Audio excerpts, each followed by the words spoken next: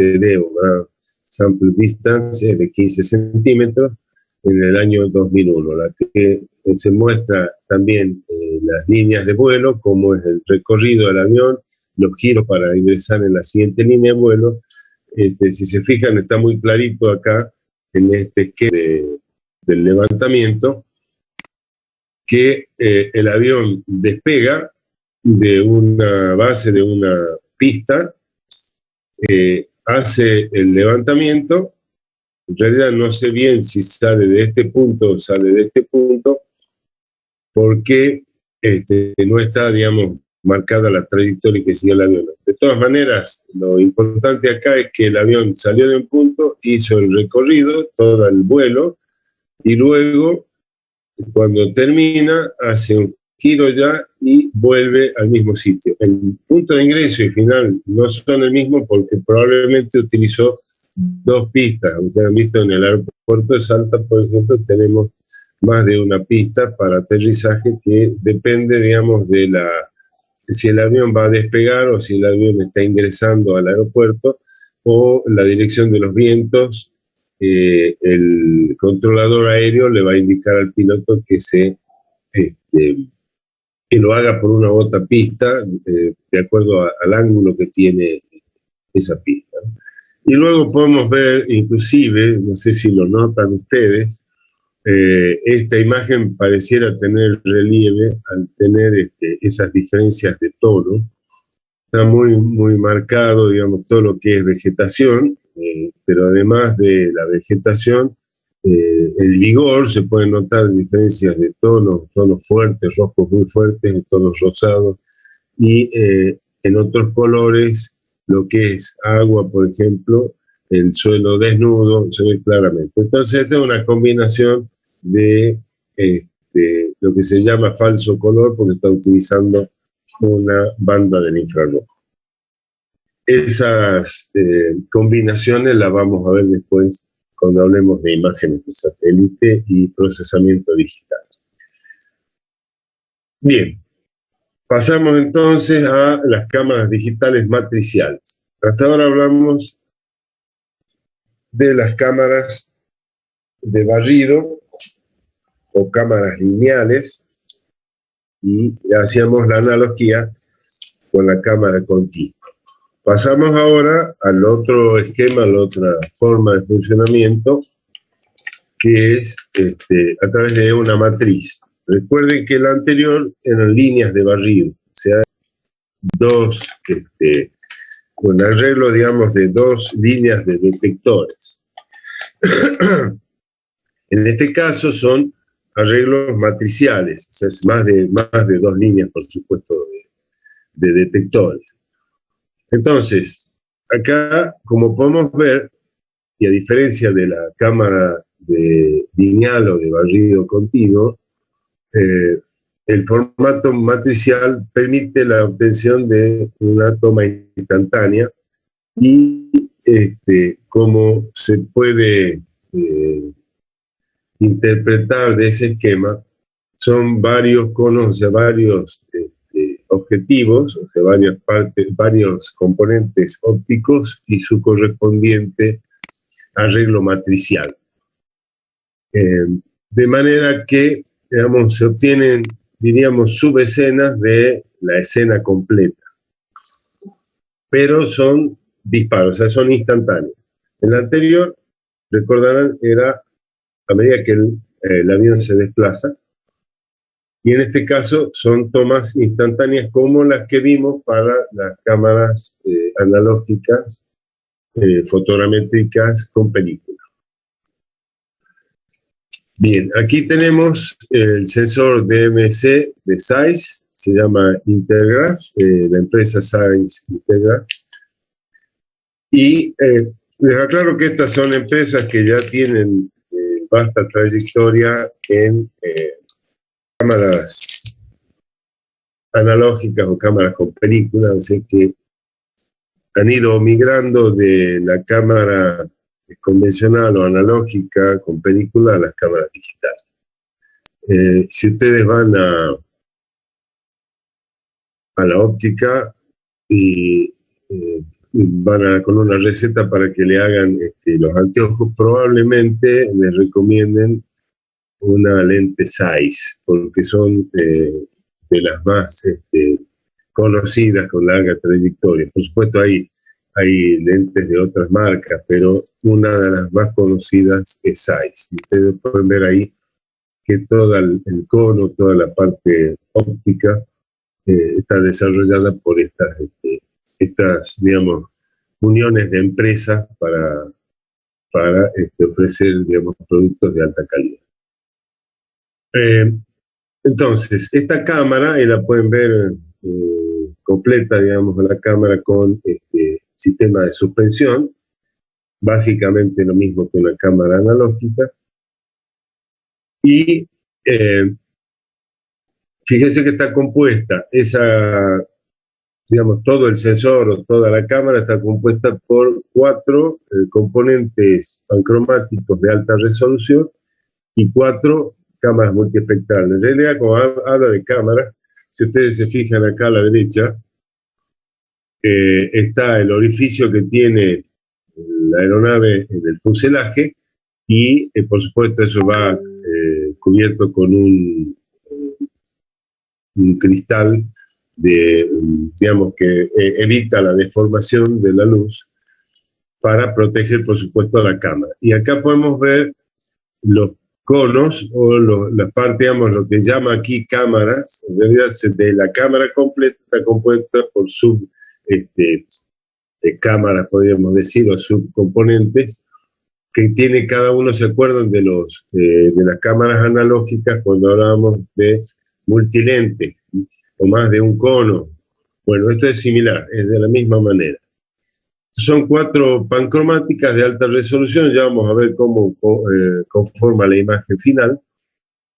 El tamaño de la imagen final tiene, fíjense la cantidad, 7.680 por 13.824 píxeles. O sea, son 100 megapíxeles.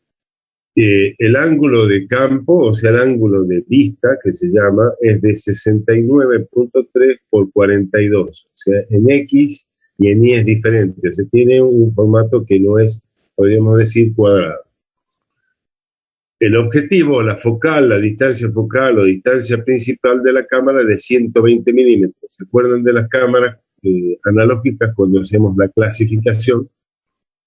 Que veíamos cámara normal, gran angular y super gran angular. Entonces, esta es una focal larga de 120 milímetros. Y luego tenemos el número F. Si se acuerdan del número F, digamos, por favor, vuelvan a leer, esa era la relación entre la cantidad de luz y la velocidad de obturación. En realidad es la apertura del diafragma. ¿Hasta cuánto puede permitir el paso de la luz? Esa relación de la inversa del diámetro, la raíz cuadrada de la inversa del diámetro, que se transformaba en esa escala de números F.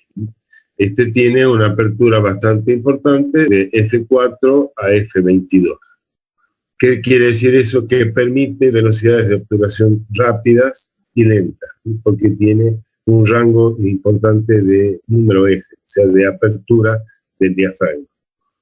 Luego tiene una resolución radiométrica de 12 bits, eso es 2 a la 12, que permite una discriminación de 4.096 niveles digitales. ND, cuando vean ND o NG, significa nivel digital o nivel de gris.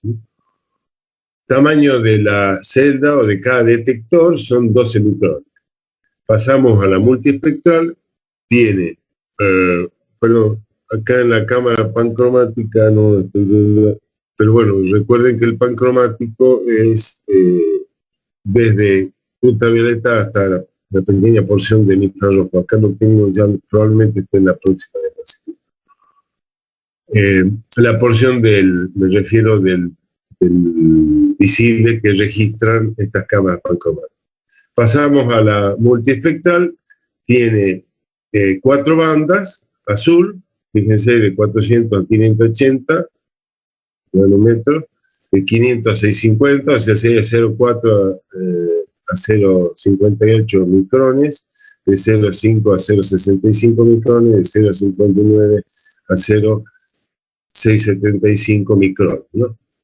Y el infrarrojo cercano, sería el primer infrarrojo cercano, está inmediatamente después del rojo, de 0,75 a 0,85. Y hay una alternativa, que es esta de 740 a 850, sea un poco más allá, pero dentro del mismo infrarrojo cercano. Además, esta cámara tiene, además del IMU y del sistema de navegación, el GNSS, para poder georreferenciar, digamos, cada una de las tomas fotográficas, y el IMU, recuerden que es el sistema inercial. Tiene otro sistema que se llama TDI, que es integración a tiempo de retardo, que está vinculado, como ya hablamos, recordarán, el efecto que provoca. ¿Se acuerdan cuando vimos en las cámaras analógicas? En este momento se me fue el nombre, ya les digo, es el movimiento, el MIF, el movimiento de la imagen fotográfica, que justamente ahí se controla velocidad de obturación y, digamos, velocidad de la aeronave, velocidad de obturación, y ese valor del MIF, o del movimiento de imagen fotográfica, no puede ser superior a 0,02 milímetros, si después lo revisan. Ahí está involucrado la escala, está involucrado la velocidad de obturación, la velocidad de la aeronave y unos valores de conversión de unidades simplemente. Bueno, este sistema lo que hace es justamente corregir ese desenfocado que puede provocar, que provoca, mejor dicho, una velocidad de obturación o un tiempo de retardo justamente en recibir la señal o la luz proveniente de la superficie. Fíjense cómo estos son también, digamos, combinaciones entre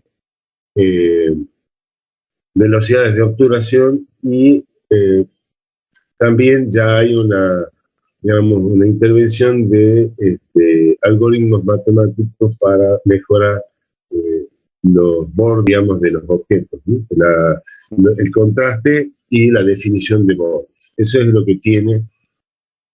Fíjense abajo, dice el compensador de movimiento frontal, que opera mediante la integración de tiempo de retardo. Entonces lo que hace es justamente compensar ese movimiento que tiene la cámara durante, digamos, el desplazamiento de la aeronave y alguna pequeña inclinación durante el vuelo.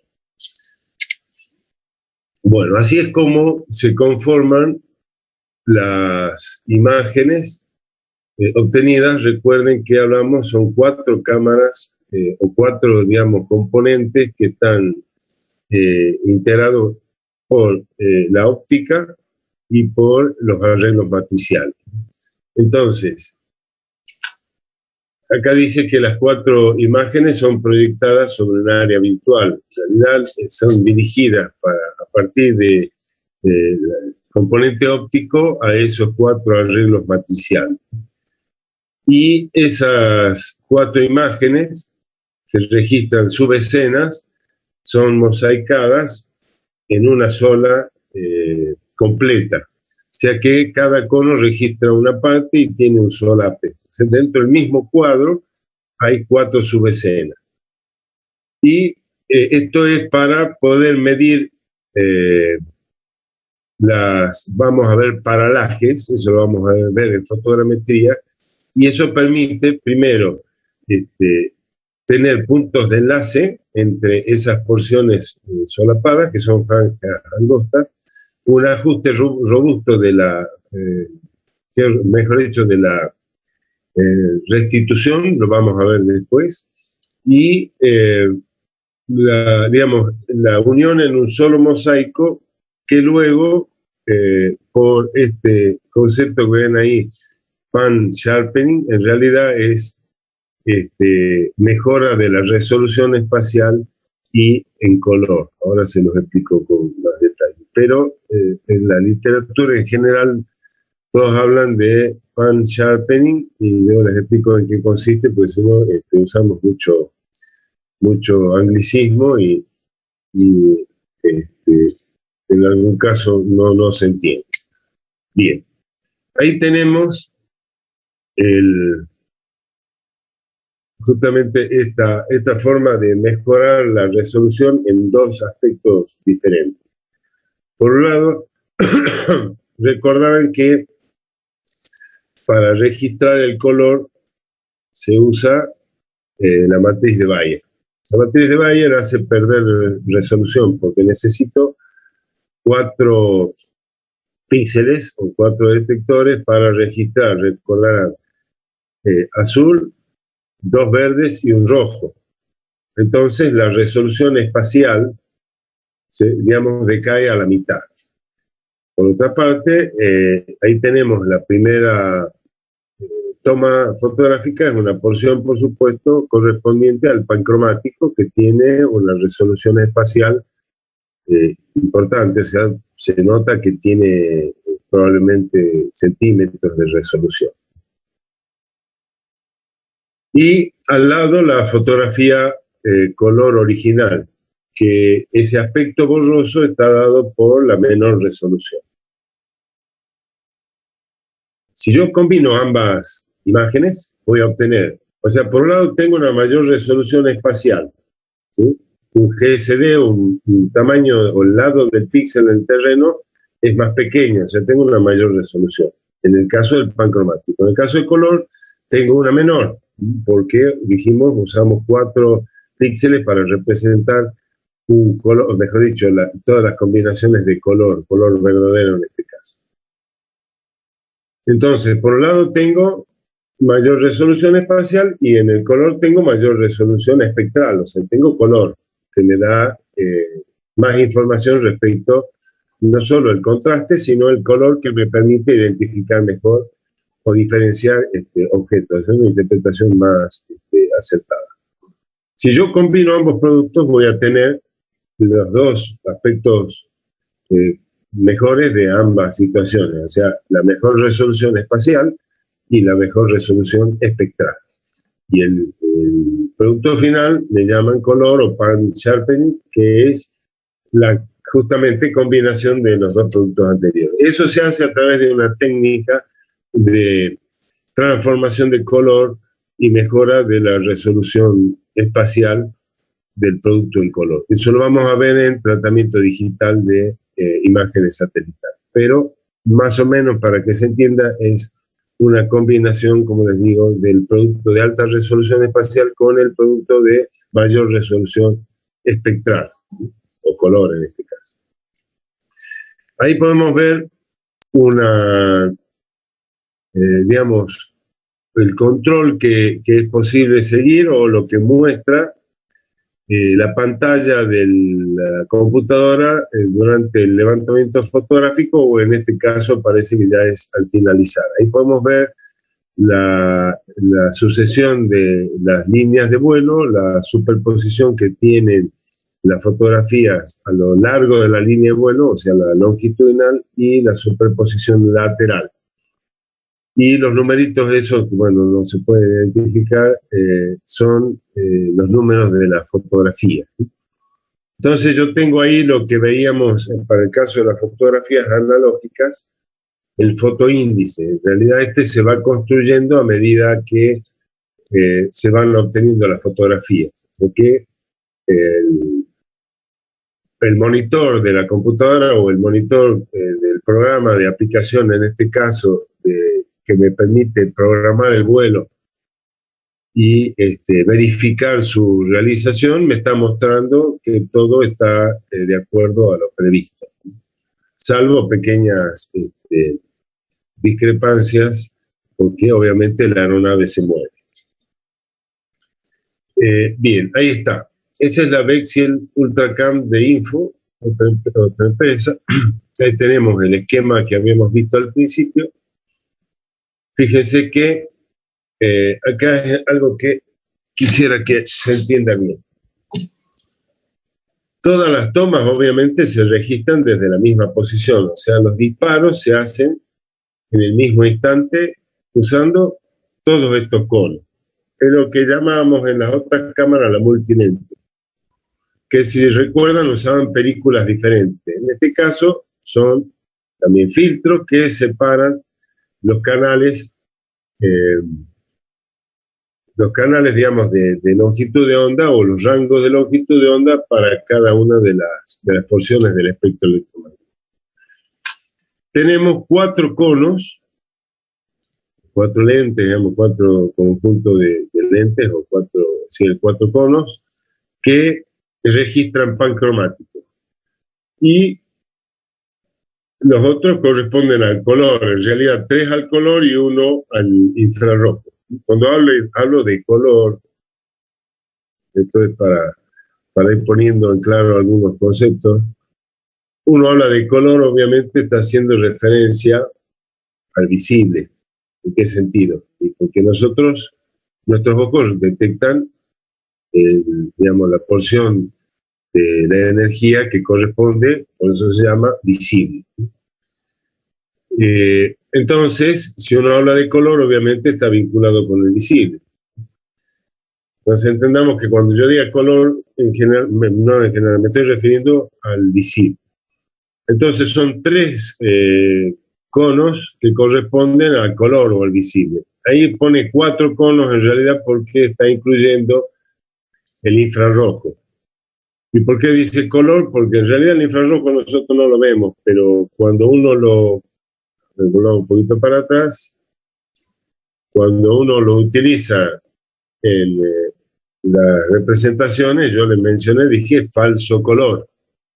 ¿Por qué? Porque se está asignando, se está coloreando, podemos decir, el infrarrojo, que nosotros no vemos, los seres humanos no vemos, de color rojo.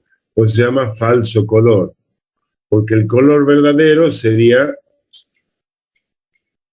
este que tenemos acá. Quiere decir que se le asignó el color de manera digital que le corresponde a cada uno de los rangos del espectro visible. Al azul el azul, al verde el verde y al rojo el rojo. Y se compone en color. Si en cambio yo compongo una imagen, color obviamente, pero utilizo el canal infrarrojo, ya no puede ser color verdadero, pues yo no estoy pintando, digamos, de color azul al azul, de verde al verde y de rojo al rojo, sino que estoy pintando de rojo, en este caso, al infrarrojo, que me da mayor contraste en el caso de la vegetación. Pues se llama falso color compuesto. ¿Sí? Bien, eso lo vamos a ver con más detalle después. Lo importante es que entender por qué uno dice, ¿por qué 4 conos de color? Si en realidad, ¿cómo 4 si son 3 los tonos de color?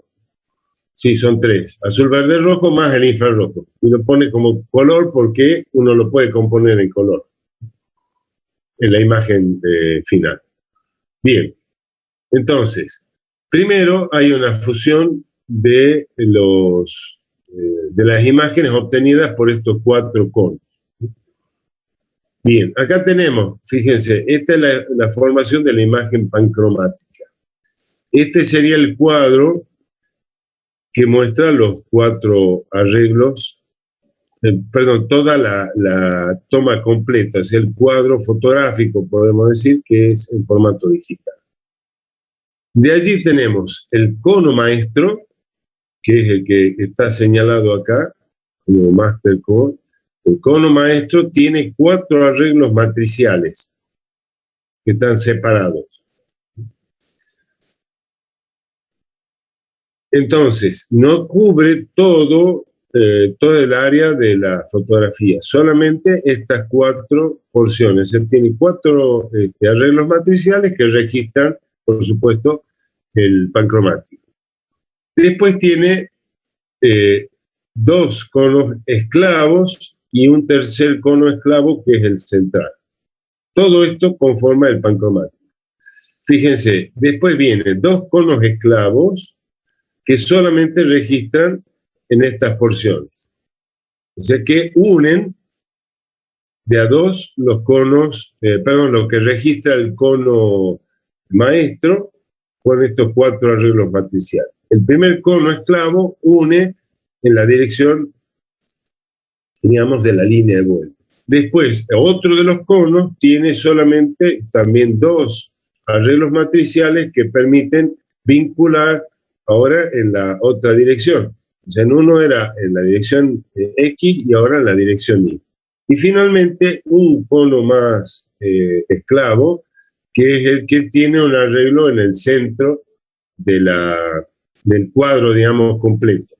Entonces, tenemos 4 conos pancromáticos que tienen, en el caso del cono principal o el cono maestro, 4 arreglos matriciales. Después viene el primer cono esclavo que une en la dirección X los dos tomas, digamos, los 2 registros anteriores, luego en la dirección Y, y luego finalmente se completa el mosaico de esa subescena.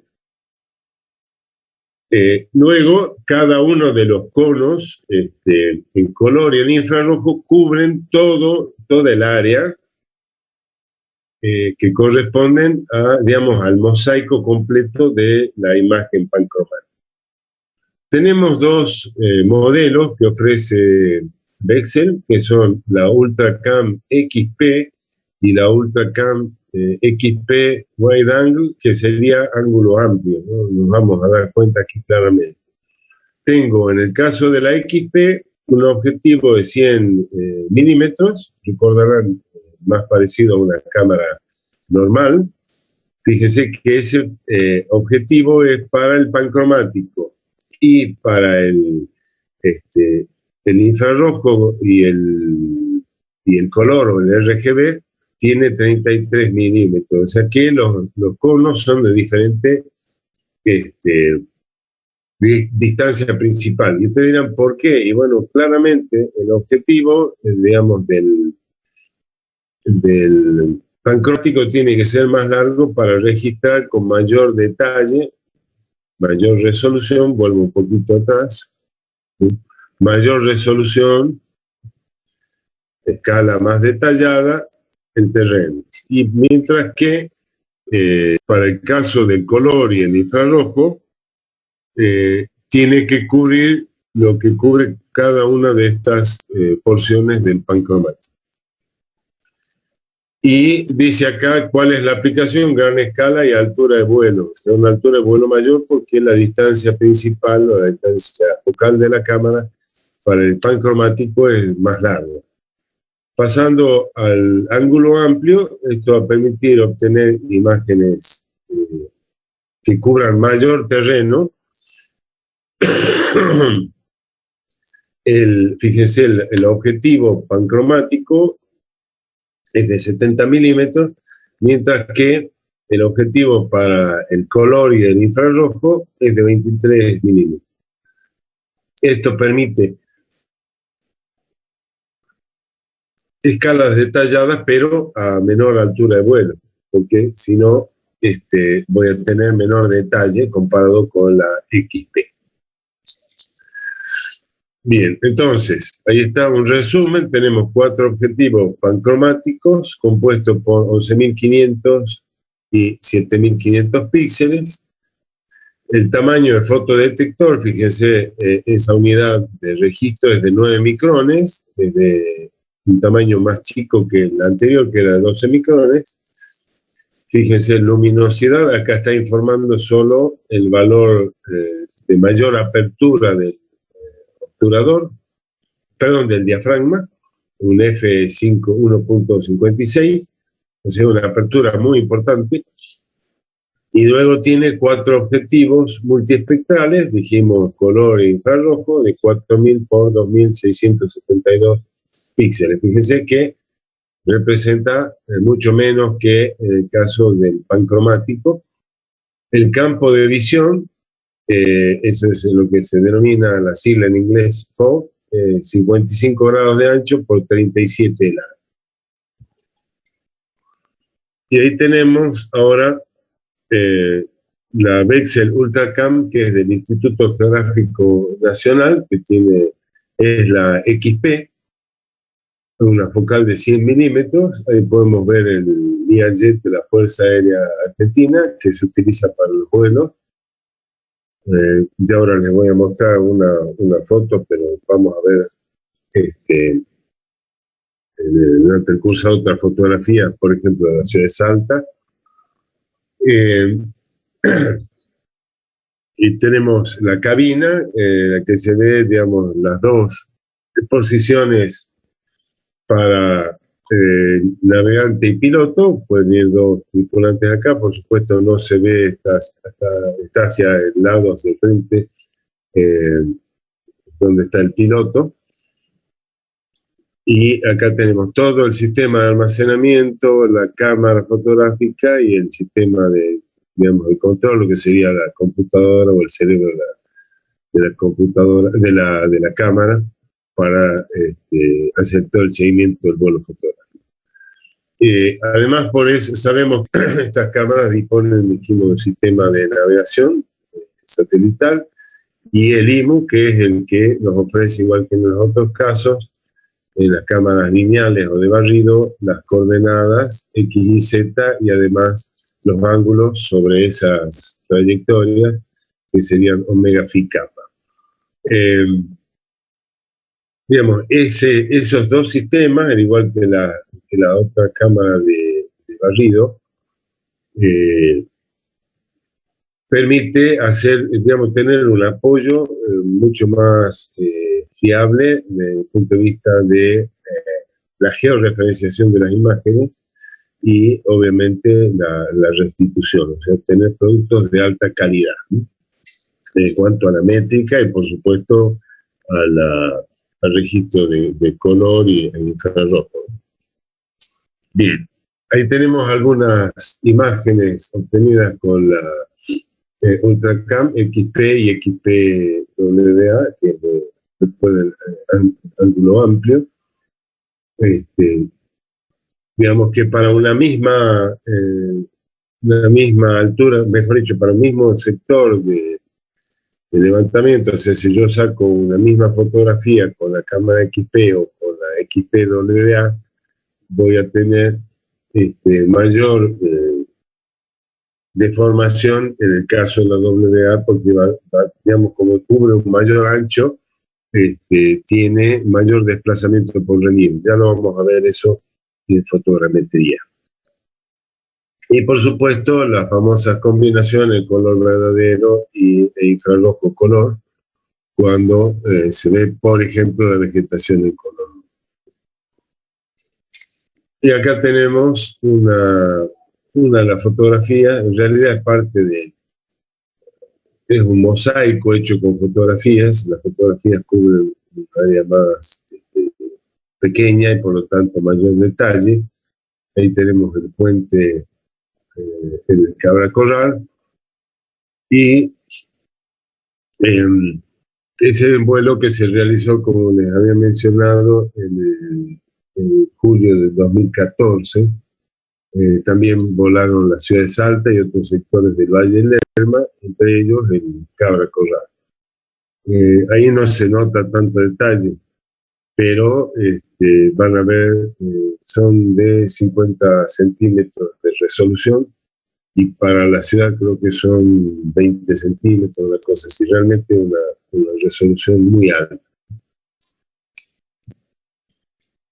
Bien, y al final tenemos acá un esquema de funcionamiento de todo el sistema, digamos, los diferentes niveles del producto. Arranca con LB0, LB2, LB3 y luego el producto para la orientación exterior luego de la aerotriangulación. Es lo que ustedes están haciendo, no sé en qué parte van de la práctica con el fotomod. Pero fíjense que aquí tenemos, esta es digamos, el registro de las fotografías, el registro original de las fotografías, que sería los datos crudos, digamos, sin ningún procesamiento. Luego, en esta instancia, con su ejecución, y luego el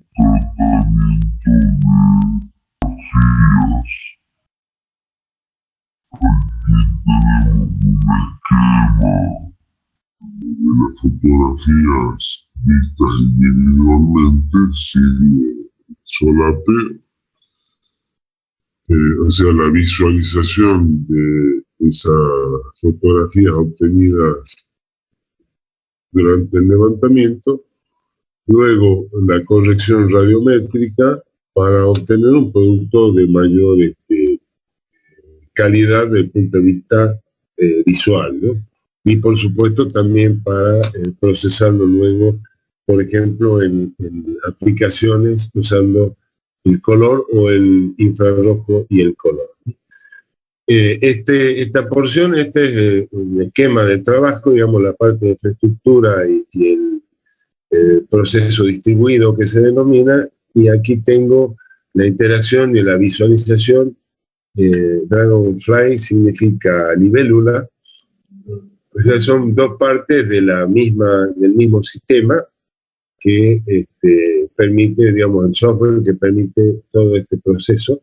Y luego, en esta instancia de ya habiendo hecho algunas correcciones con el sistema IMU, como dijimos, y la georreferenciación a partir de los datos que brinda el sistema de navegación satelital, se puede generar la aerotriangulación, que ustedes van a ver o están viendo en la práctica, y la orientación exterior, ya con datos de campo, o sea, con puntos de control de terreno.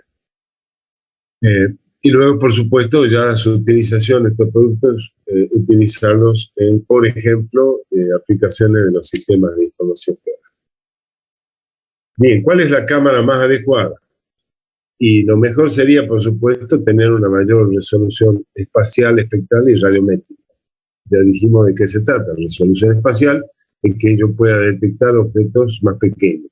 Espectral, que tenga canales canales espectrales diferentes, o sea, que no solo tenga pancromático, color, CRGB y además infrarrojo, si es posible más de un infrarrojo. Y desde el punto de vista radiométrico, la cantidad de bits, o sea, que sea de 12 bits o más, pero siempre estamos comprometiendo, por supuesto, digamos, por lo menos de más de 10 bits sería lo ideal. 8 bits es la convencional, que tiene 256 niveles, pasamos a 10 o a 12 bits, que en la actualidad es la que más se usa. Entonces, otra cosa es mayor cobertura de terreno para una misma resolución espacial y altura de vuelo. Pero esto hay que tener en cuenta que esa mayor cobertura de terreno está representada por un ángulo más amplio de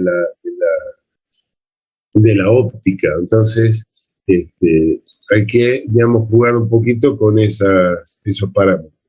Después dice sistema GPS integrado. En realidad yo les aclaré que eso se llama GNSS, o sea, Sistema de Navegación Global por Satélite. La sigla en inglés GPS es uno de los sistemas, pero bueno, en general la gente dice GPS integrado.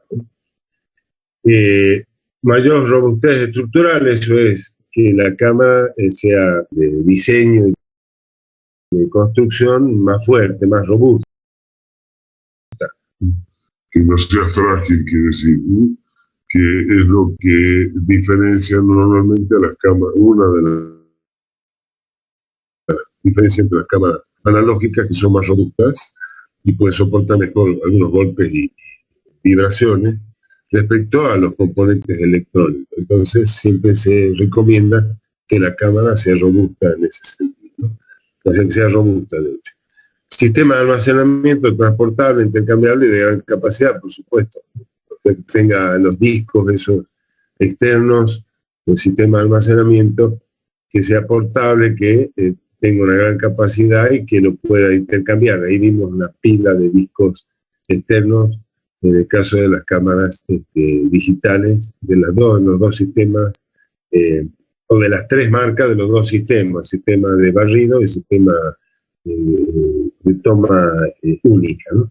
Luego tenemos la inclusión de una cámara de video para el control de vuelo, que ya era parte, si se acuerdan, de las cámaras analógicas, y compatibilidad con cámaras analógicas. Esto quiere decir que yo pueda usar los sensores digitales con cámaras analógicas. Recuerden, eso era cambiar el respaldo o la parte, digamos, de donde va el almacén, donde va la película, ponerle un componente electrónico para poder utilizar la cámara analógica como digital. Y el sistema de suspensión con giro estabilizado, el famoso IMU que vimos hace un rato. Bueno.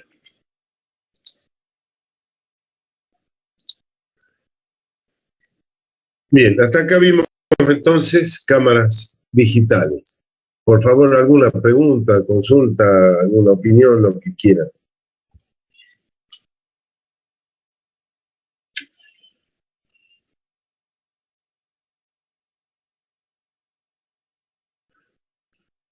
Bueno.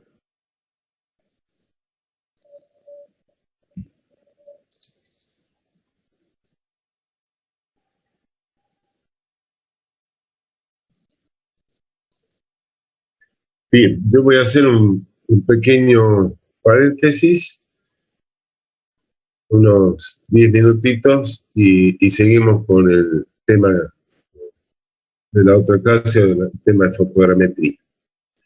Gracias. Profe, Sí. con respecto a qué cámara se utiliza para o sea, ¿se utiliza cierta cámara para capturar determinadas cosas o cómo es? Mira, son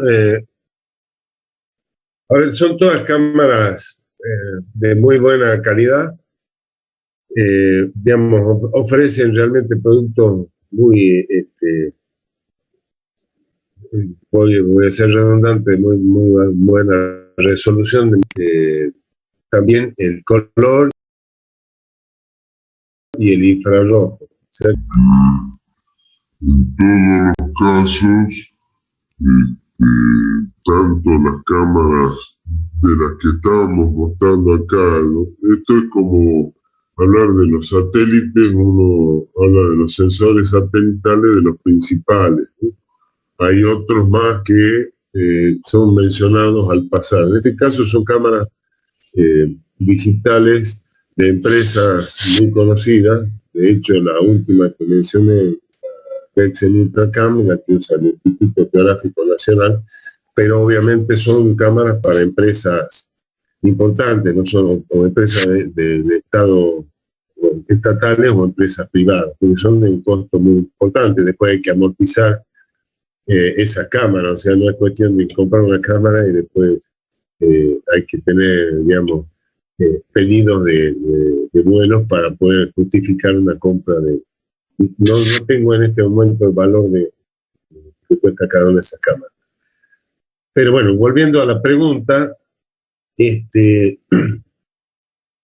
a veces hay una relación costo-beneficio, que es una línea medio finita, digamos, entre lo que ofrece una cámara de barrido y una cámara de toma individual, pero son productos muy, muy buenos. En todos los casos, fíjense, hay una ventaja relativa de la cámara de barrido, que lo comenté yo en su momento, que es que obtiene paralajes en toda la trayectoria.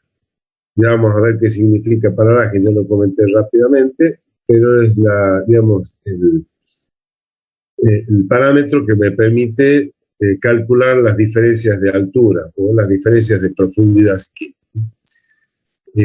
Entonces, la cámara lineal o de barrido tiene una ventaja que obtiene paralaje en todas las direcciones. En cambio, las cámaras de disparo individual, toma individual, ofrece los paralajes en las zonas de solape. De todos modos, tengamos en cuenta que la superposición se hace longitudinalmente y lateralmente, de manera que también se puede registrar este paralaje en toda la escena, ¿no? Pero la ventaja relativa de la lineal es que simultáneamente está obteniendo ya las paradas. Y bueno, después habrá que ver bien la resolución espacial que ofrecen pancromático, por ejemplo, el tamaño del detector, bueno, son todos detalles un poco más finos.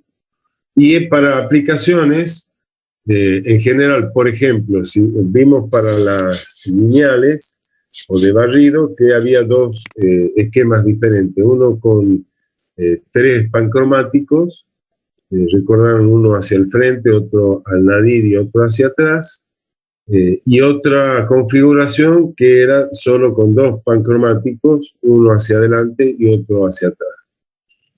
¿Esto qué quiere decir? Que si yo necesito aplicaciones de mayor precisión métrica, debiera usar el arreglo que tiene los 3 pancromáticos, porque voy a obtener una mayor precisión métrica. Por ejemplo, para levantamientos de catastro urbano, o sea, zonas urbanas. Si es, digamos, la aplicación es la ingeniería en general, debiera usar esa configuración. Si por el contrario, no al contrario, si por otro lado yo necesito, por ejemplo, para recursos naturales, que sería el caso nuestro, y bueno, podría usar el otro arreglo que no tiene tanta exigencia en cuanto a precisiones métricas. Ahora la diferencia en la precisión métrica, en el costo de la tierra.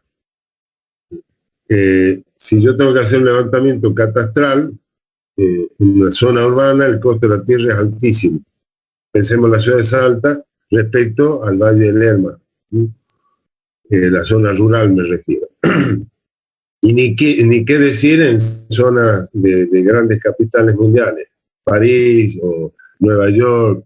Entonces, ahí el costo del suelo es altísimo, muy, muy alto. Entonces, tengo que volar con mayor precisión. En el caso de las zonas rurales, que haya una diferencia de centímetros, digamos, de más centímetros, no es un problema.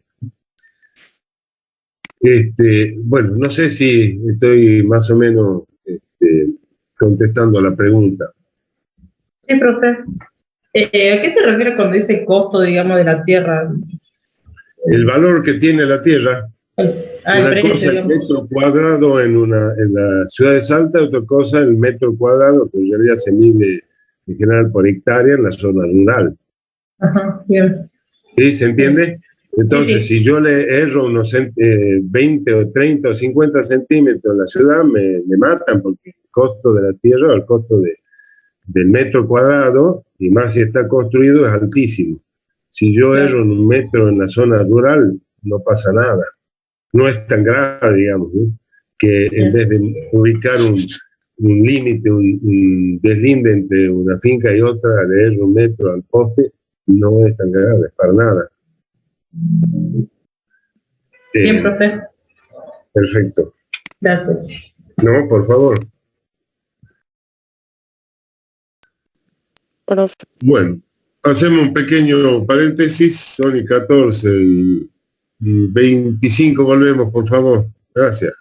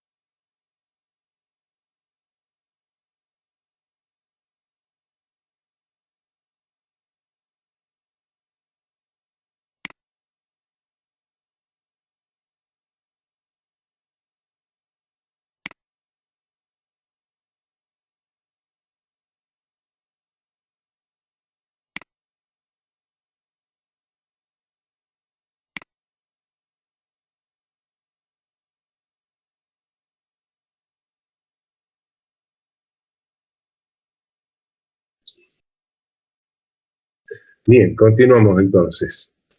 Vamos a pasar a otro tema que es fotogrametría elemental. Ahora les comparto la pantalla.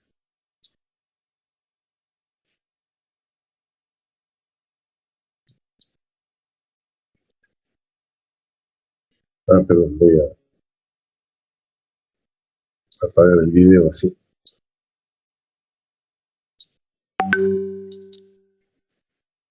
Bien.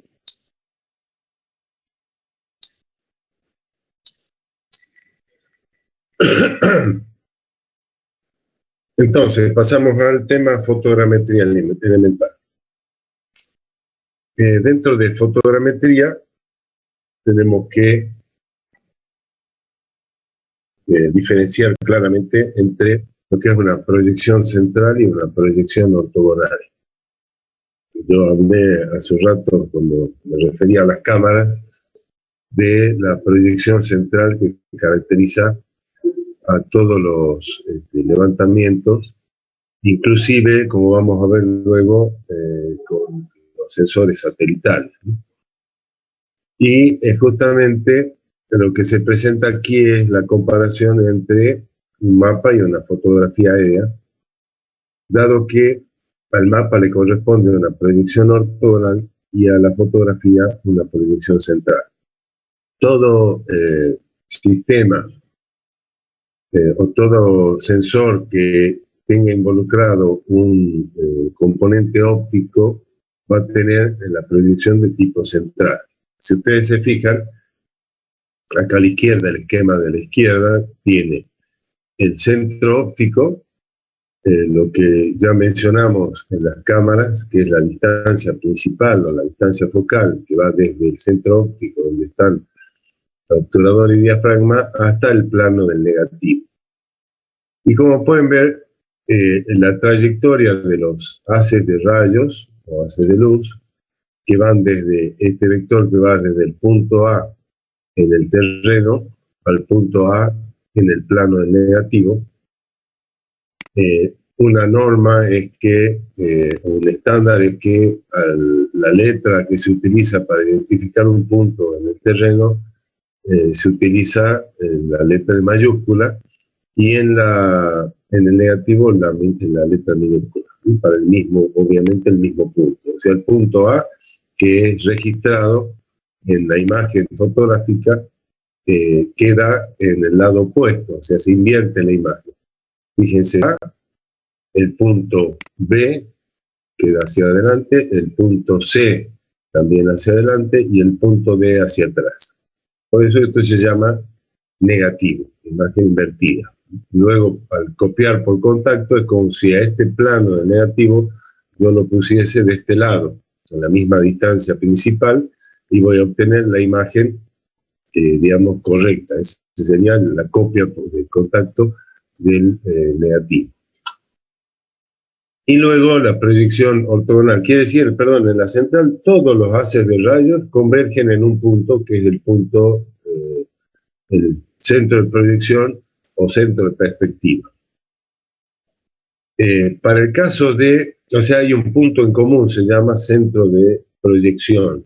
O sea, todos los haces pasan por ese único punto. En el caso de la proyección ortogonal, cada vector, digamos, tiene su propia proyección, en este caso sería vertical, ¿sí? Al punto A ahora queda como corresponde en la posición. Por supuesto, acá hay una diferencia de escala. Una cosa es el terreno y otra cosa es la representación en el mapa, ¿sí? Entonces, teniendo en cuenta que este plano que representa al mapa o a la carta, hay una diferencia de escala, porque esto estaría, digamos, esquematizando una escala 1:1. Entonces, acá hay un cambio de escala. Esto es una porción del mapa que representa una porción de la superficie terrestre. Pero en el mapa va a estar una escala de representación. Entonces, el punto A se habla del pie de la perpendicular bajada de un punto. Quiere decir que entre este plano y este plano, que son paralelos, hay una proyección directa de cada uno de los puntos desde el terreno hasta el mapa. Si comparamos mapas y fotografías aéreas, tenemos entonces del lado izquierdo el mapa, del lado derecho la fotografía en este cuadro. El mapa es una representación geométrica correcta. En la fotografía aérea no es correcta debido a las deformaciones que vamos a ver ahora en fotogrametría, que son, por ejemplo, el desplazamiento debido al relieve, la inclinación de la cámara y las distorsiones de la lente. Todo eso que ustedes corrigen cuando hacen restitución en el photomod, en ese sistema fotogramétrico. Para el caso del mapa dijimos una proyección ortogonal, por eso es una representación geométrica correcta. Para el caso de la fotografía aérea es una proyección central, que provoca todas estas deformaciones. Cuando uno construye un mapa se supone que debe corregir todas estas deformaciones que involucra la toma fotográfica o el registro, como les decía, con un sensor satelital. En el mapa todos los objetos visibles y no visibles son representados. Se habla de mapa o cartografía, por supuesto lo mismo. O la cartografía en realidad es la ciencia que estudia justamente la representación de la superficie terrestre a través de mapas, cartas. Bien, quiere decir que los objetos representados son los que son visibles y no visibles. Por ejemplo, ¿qué objetos no visibles son representados en la cartografía o mapa? La división política. La división política, salvo que haya una materialización de la división, por ejemplo, en el caso de, no es político, pero la división de un predio, de una parcela urbana, está dada por la tapia, que divide a dos parcelas urbanas diferentes. Pero en el caso, por ejemplo, de los límites administrativos, estamos hablando de los límites municipales, provinciales, nacionales y demás, el límite no está trazado en el terreno, ¿sí? Pero sí está representado en la cartografía. Otros elementos no visibles son paralelos y meridianos que corresponden a las coordenadas, no están visibles en el terreno, salvo algunos puntos que representan estos hitos particulares, por ejemplo, por donde atraviesa el meridiano de Greenwich, en el observatorio de Greenwich, o en el caso nuestro, por donde pasa, digamos, algún paralelo particular o algún meridiano en particular, o el Ecuador, por ejemplo, hay una representación, una construcción que representa un punto por donde pasan estos círculos máximos. Pero en la cartografía están representadas las coordenadas. Otro elemento no visible que se representa, por ejemplo, los ductos, entonces todos aquellos oleoductos, gasoductos, acueductos que van bajo tierra, que obviamente en la superficie no son visibles, salvo que estén digamos, indicados con banderillas, con algún elemento, pero en general la traza completa no es visible. Sí representa en la cartografía. Bueno, los visibles, por supuesto, toda la ruta, toda la infraestructura, se puede representar en relieve y demás, ¿no? Y, por supuesto, zonas o los diferentes tipos de cobertura o usos del suelo. En el caso de la fotografía, obviamente solo se van a ver los elementos visibles. Yo tendré que, digamos, buscar otra técnica, otra forma de registrar aquellos elementos que no están visibles. El levantamiento de campo, por ejemplo, para aquellos objetos que no son visibles y que quiero representar en la cartografía. En el caso del mapa, es una representación abstracta, donde la leyenda es indispensable. Claro, si yo uso símbolos cartográficos, que de hecho es así, tengo que indicar qué símbolo corresponde a cada uno de los elementos que estoy representando en la cartografía. Por ejemplo, qué es una ruta, qué es un camino, qué es digamos, la coordenada meridianos y paralelos, qué es una laguna, porque son todos elementos que representan de manera abstracta la realidad. Mientras que, en el caso de la fotografía, una representación real, en la que la leyenda reduce el valor. ¿Por qué? Pues si yo le pongo elementos que representan a cada una de digamos, trazas que representan a cada uno de los elementos de la realidad, en realidad lo que estoy haciendo es tapar a la fotografía. Entonces le quita valor porque no le permito al intérprete que él mismo identifique cada uno de esos elementos. Esto de que es dibujarlo, necesario dibujarlo nuevamente para cambiar la escala, en realidad eso era con las técnicas anteriores. Hoy en día, vamos a ver luego en cartografía digital, que se trata de, en realidad, de, digamos, cuán detallado sea el trazado de los elementos que representan a la realidad. Por ejemplo, hay técnicas para generalizar una ruta que está trazada con mucho detalle a escala 1/5000, y yo a una escala 1/500.000 no necesito tanto detalle, entonces hay formas de generalizar.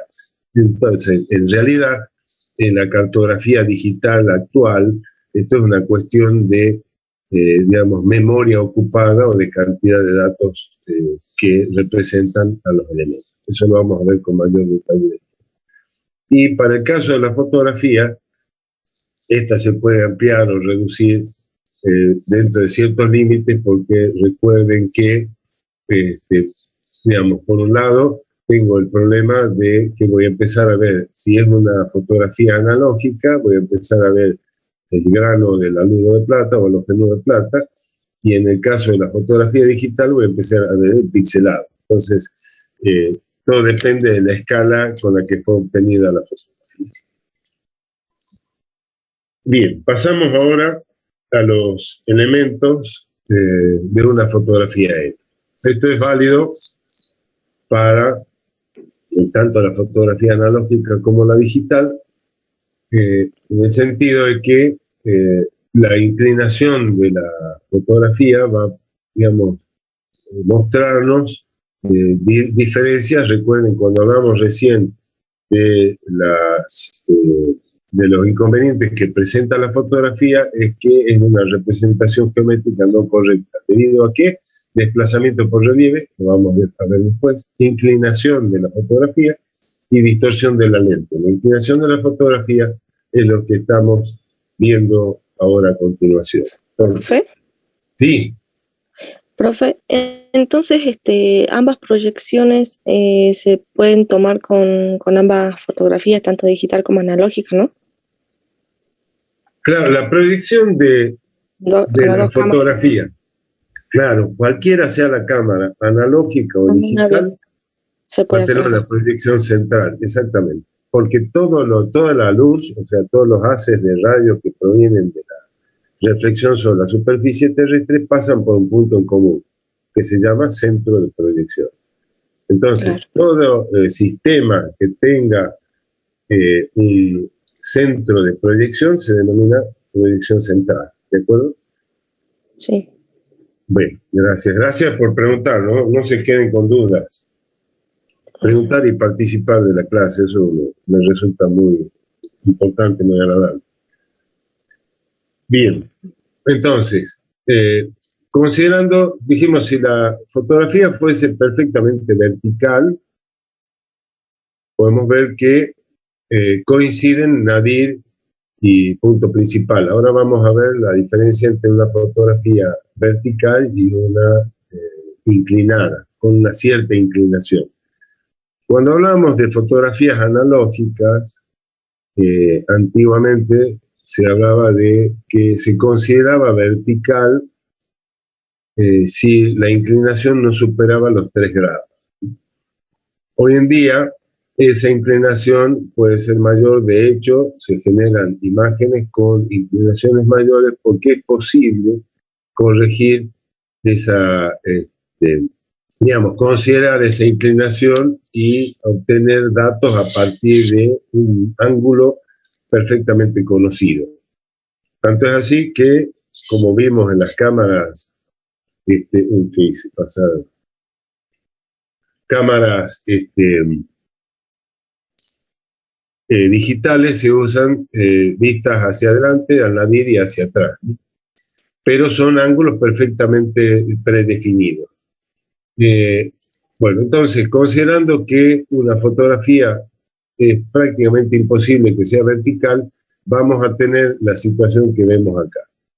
El punto nadir, yo quiero que presten atención a las definiciones, dice es la intersección de la vertical que pasa por el centro de proyección y ahí, digamos, y que corta el plano del negativo, ahí para completar la definición. Intersección de la vertical que pasa por el centro de proyección e intercepta, sería y le falta el plano del negativo. Se indica con N mayúscula en el terreno y N minúscula en la fotografía. Si pueden ver acá a la derecha tengo representada la trayectoria del haz de luz que va desde el nadir, o sea, el punto nadir en el terreno y el nadir en el plano del negativo. Si yo digo vertical, ya está todo dicho. La vertical es la línea de plomada. La línea de plomada, la que usa el albañil para construir una pared de manera vertical. Cuando yo digo estoy sobre mi vertical, quiere decir que estoy parado, estoy erguido, estoy derecho. Si me empiezo a inclinar, voy a tender a caerme. La vertical es la que va al centro de la tierra. Entonces, si yo digo vertical, ya estoy diciendo todo. No hace falta decir la línea perpendicular al terreno, no. Eso es incorrecto. Porque si yo digo perpendicular al terreno, y el terreno es inclinado, en una ladera, por ejemplo, la perpendicular no va a coincidir con la vertical. Entonces, vertical o línea de plomada es lo mismo. La vertical que pasa por el centro de proyección e intercepta el plano negativo y obviamente toca el terreno. Ese es el punto nadir en la fotografía. Y se identifica con N mayúscula en el terreno y N minúscula en la fotografía. Punto principal. Otro detalle. Dice proyección ortogonal del centro de proyección sobre el plano de la fotografía. P mayúscula en el terreno, P minúscula en la fotografía. Presten atención a lo que dice. Proyección ortogonal del centro de proyección sobre el plano de la fotografía. Y ustedes dirán, ¿cómo puedo trazar una ortogonal a un punto? Y esto es posible porque se trata de un sistema, quiere decir que la fotografía no solo está compuesta por el centro de proyección, sino por ese plano que representa al negativo. Voy a ir un poquito hacia atrás. Perdón. Ahí hablábamos de diferencia entre la proyección central y la proyección ortogonal. Si yo digo proyección ortogonal del centro de proyección, se entiende que este punto principal o este rayo o este vector es perpendicular al plano del negativo. No sé si se entiende. Si yo trazo una ortogonal a este punto, y esto es un sistema, se entiende que aquí yo tengo un ángulo recto. O sea, hay una perpendicularidad. Por eso se habla de proyección ortogonal del centro de proyección sobre el plano del negativo. Ese es el punto principal de la fotografía. Punto isocentro. Bueno, una vez definido, obviamente, el nadir y el principal, y siendo que la fotografía está inclinada, yo voy a tener un ángulo entre la trayectoria o el vector que define el nadir y el que define el punto principal. Y el isocentro va a quedar determinado por la bisectriz. Saben que la bisectriz es la línea que divide un ángulo en dos partes iguales. De manera que este ángulo entre I y N va a ser el mismo que entre I y P. Entonces, por eso dice, la bisectriz del ángulo determinado por la perpendicular al plano negativo y la vertical que pasa por el centro de proyección corta el plano negativo y se denomina I en el terreno de mayúscula y minúscula en la fotografía. Entonces, I mayúscula e I minúscula. Si la foto fuese perfectamente vertical, yo tendría que los tres puntos coinciden en uno solo. Entonces, nadir, principal, obviamente isocentro, van a ser un mismo punto. Obviamente ahí la bisectriz, no voy a poder trazar bisectriz porque el ángulo va a ser cero, van a coincidir la trayectoria del principal y de nadir. Y la distancia principal, ya la mencionamos, es la distancia que va desde el centro de proyección hasta el plano negativo. En las cámaras dijimos que es donde está el obturador, físicamente, hasta el plano del negativo. A ver, yo mencioné, cuando empezamos al hablar de cámaras fotográficas, que la distancia principal y focal la consideramos como sinónimo. Dijimos, es la distancia a la que el sistema óptico hace foco, es lo mismo que los ojos nuestros, que si yo enfoco o miro algún objeto que está próximo a mí, a unos pocos centímetros, yo voy a enfocar, perdón, los ladrillos, voy a enfocar a una distancia finita, a una distancia cercana. Por ejemplo, la distancia de lectura-escritura normal es de unos 25 centímetros. Quiere decir que yo, para leer cómodamente, pongo la hoja a esa distancia de mis ojos. Pero si yo quiero ver un objeto que está más atrás, voy a enfocar, o sea, voy a cambiar lo que se llama profundidad de campo, voy a enfocar ese objeto que está más allá. Y ahí voy a hacer foco. Sabemos que hay una distancia entre el cristalino y la fóvea del ojo, entonces la lente se va a acomodar para una mayor distancia o menor distancia para enfocar los objetos más próximos o más alejados. En el caso de una cámara, uno fija, digamos, tiene valores fijos de distancia principal o distancia, entre comillas, focal, que es ese valor que hablamos que clasificábamos a las cámaras en normal, gran angular y super gran angular, y que teníamos focales largas, focales más cortas. Entonces, para una focal larga yo puedo volar más alto, para una focal corta puedo volar más bajo y voy a cubrir mayor extensión en el terreno.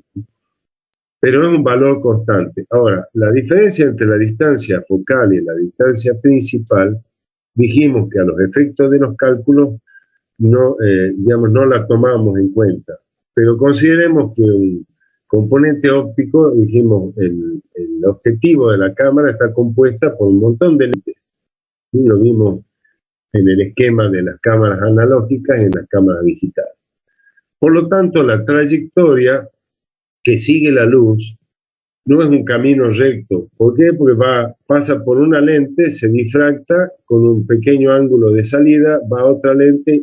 El recorrido no es lineal. Si uno considera la distancia principal, es la distancia lineal desde el centro de proyección hasta el plano negativo. Pero la focal no es estrictamente la misma. Hay una diferencia, digamos, en una unidad muy pequeña. Entonces, siempre hablamos de sinónimos, cuando en realidad no lo son. Pero tengamos en cuenta que nos podemos referir a la distancia principal como si fuese la focal de la lente. Bien, pasando a escala, no sé si eso queda claro. Profe, sí. Yo tengo una duda, todavía no me queda claro la definición del punto principal, lo de la proyección ortogonal del centro de proyección. Claro, yo podría decir que el punto principal es la perpendicular al plano negativo que pasa por el centro de proyección. ¿Se entendió eso? O sea, la perpendicular... Sí. La única perpendicular que hay que pase por el centro de proyección va a ser el punto principal. Ah, listo, ahora sí. Pero también, o sea, la forma correcta de decirlo es la ortogonal al centro de proyección que corta el plano del negativo. ¿Qué estoy diciendo allí? Que el sistema cámara está compuesto por un plano del negativo y un sistema óptico que tiene un centro de proyección. La única posibilidad de que yo proyecte ortogonalmente el centro de proyección es que este punto quede definido por la perpendicular al plano del negativo. sea, la única ortogonal desde este punto es el punto principal. Lo estoy marcando ahí con el cursor. ¿Se entiende? No puede haber una ortogonal que vaya a cualquier otra posición en el plano negativo, porque esto es un sistema óptico que incluye el plano del negativo. La única ortogonalidad del centro de proyección es la posición del punto principal, que es la perpendicular al plano. Sí, ahora sí lo entiendo. Bueno, eso es. Gracias. Gracias. Bien, pasamos a escala. Ya hablamos de escala cuando nos referíamos a levantamientos aerofotográficos, aerofotogramétricos, porque es un parámetro principal. Si no conozco la escala, o sea, no defino la escala de un levantamiento, no puedo calcular la altura de vuelo, no puedo calcular la superposición, no puedo calcular nada. Entonces, además, la escala es la que se define a partir del objetivo no de la óptica, ¿no? Del objetivo que persigue el levantamiento. Hace un rato me preguntaban de qué cámara sería la mejor. Bueno, en función de los objetivos, digamos, si yo me dedico a catastro urbano o a, digamos, al registro de la parte de ingeniería que requiere muchísima precisión, utilizaré una cámara. Si voy a hacer, digamos, pretendo es trabajar con general, digamos, los recursos naturales, tengo que hacer un levantamiento para aplicación, por ejemplo, en agricultura, en manejo forestal, en manejo digamos, manejo de cuencas, por ejemplo, entonces usaré una cámara o un levantamiento de menor detalle, porque no necesito tanto detalle. Entonces, la escala se define cuando uno digamos, cuando claramente tiene definido cuál es el objetivo del trabajo. ¿Para qué voy a utilizar la fotografía? ¿Para qué voy a utilizar la cartografía que voy a generar con esa fotografía? Y la escala es una relación, dijimos, 1 sobre el módulo escalar, eso es la escala. Escalar saben que es un número, por lo tanto la escala es adimensional. 1 no tiene dimensiones, el módulo escalar tampoco. Pero sí tiene dimensiones la relación entre una magnitud en la fotografía y su correspondiente en el terreno, o sea, la distancia entre dos puntos en el terreno y su correspondiente en la fotografía. Ahí tenemos un ejemplo de 32 milímetros en la fotografía que representan a la misma distancia, o sea, la distancia entre esos dos puntos homólogos, quiere decir que son los mismos puntos en el terreno y que están representados en la fotografía. Entonces, esa relación de 32 milímetros respecto a los 640 metros me da una escala 1 en 20.000. Vuelvo al ejemplo que había dado en su momento, quiere decir que 1 milímetro en la fotografía representa 20.000 milímetros en el terreno. Como aquí está en unidades del sistema métrico, milímetros versus metros. Esto tendría que llevarlo obviamente a milímetros o al numerador a metro, y obviamente se simplifican las unidades y la escala queda adimensional. Pero no quiere decir que yo pueda mezclar chancho con batata, ¿no? Estamos hablando de que si yo digo 20.000, puedo decir 1 milímetro, 20.000 milímetros en el terreno. 1 centímetro, 20.000 centímetros en el terreno. 1 metro, 20.000 metros en el terreno. Pero obviamente 1 metro en la cartografía, si la cartografía es chica, puede que el metro no entre, no quiere decir una dimensión sea menor que esa magnitud del metro.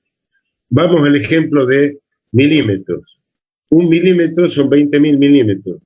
Pero yo rápidamente digo, el milímetro son 3 ceros. Quiere decir que 1 milímetro en la fotografía o en el mapa son 20 metros en el terreno.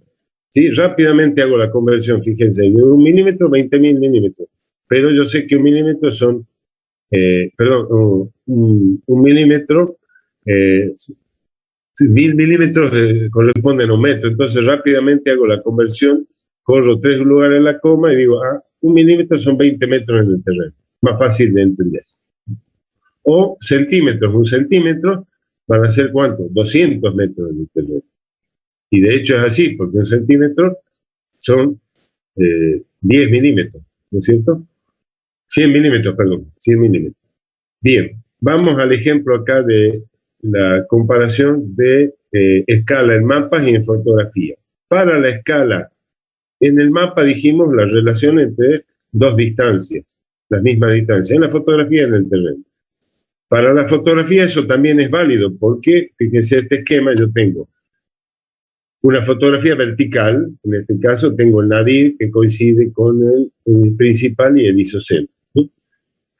Tengo el centro de proyección, la distancia principal y la altura de vuelo sobre un plano de referencia. Quiere decir que este plano y el plano negativo son paralelos. Se entiende que esta es una línea en común entre estos dos triángulos y que, por lo tanto, la relación entre NA, por eso tiene un segmento arriba porque es una magnitud lineal. NA respecto a NA definen la escala, o sea, el segmento NA en la fotografía, NA minúscula, y el segmento NA mayúscula, me van a definir esta relación de escala. Pero para la fotografía también es válido la distancia principal, que es la altura de este triángulo N minúscula, A minúscula, O, y la altura de vuelo, que es la altura del triángulo N mayúscula o A mayúscula, ¿sí? De allí sale la relación distancia principal, altura de vuelo. Entonces, si yo conozco la cámara que estoy utilizando, por lo tanto, la distancia principal de la cámara, y obviamente la altura de vuelo, yo puedo definir claramente la escala. Quiere decir que una vez que yo definí la escala, por ejemplo, el levantamiento 1/20.000, y tengo una cámara de distancia principal 120 milímetros, yo puedo calcular a qué altura de vuelo debo hacer el levantamiento para obtener la escala 1/20.000. Eso es lo que vimos en planeación de vuelo.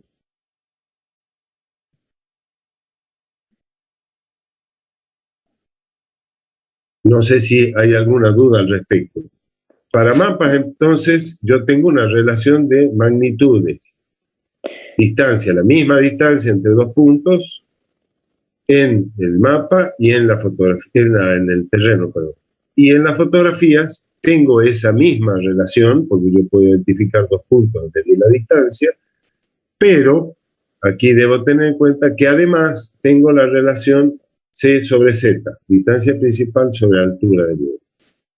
Otra cuestión a tener en cuenta es que para el caso de calcular la escala con precisión, yo voy a requerir conocer la distancia principal calibrada y la altura de vuelo con mucha precisión, valga la redundancia. Pero para el caso de las distancias, estas distancias, la distancia en la fotografía va a estar afectada por las deformaciones de las que ya, a las que ya nos referimos. Por ejemplo, inclinación de la fotografía, desplazamiento debido al relieve, distorsión de la cámara. Por eso es que ustedes, cuando hacen la restitución en el photomod, van a corregir todas esas deformaciones para poder obtener un mapa y que esas magnitudes sean comparables, sean válidas. ¿De acuerdo? Profe, sí. Otra duda. ¿Acá hablamos de escala media o eso es otra cosa?